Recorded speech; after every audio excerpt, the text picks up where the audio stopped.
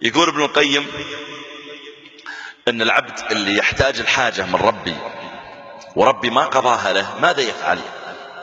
يقول مثله كمثل صبي غاضبته امه زعلت عليه في البيت، والولد هذا في البيت راعي مشاكل وصبي، وطردته من البيت، خلاص اطلع، وطلع واقفلت الباب. الام رحيمة به، والله ارحم بك من امك،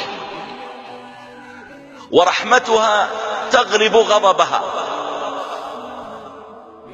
ورحمة الله جل وعلا اعظم واكبر. الصبي هذا طلع وصفق بالباب وطلع، قام يدور شوي في الشمس، وين يروح؟ ما له الا بيت امه.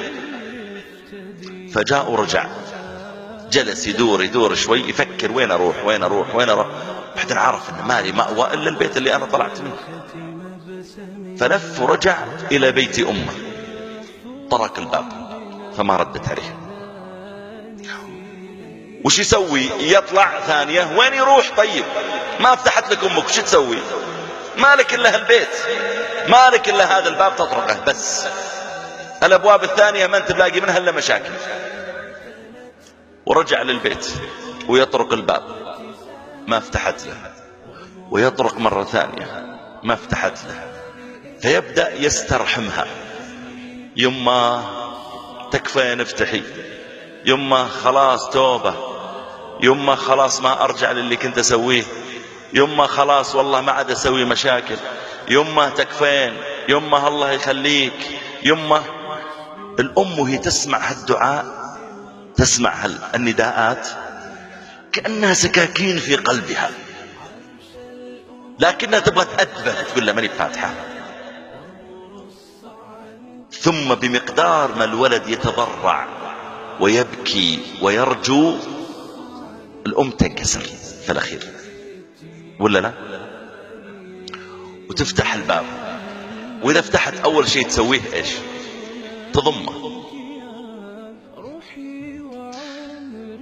الله أرحم بك من أمك. إذا طرقت بابه، وقفت عند الباب ولم تلجأ لغيره، وصدقت معه،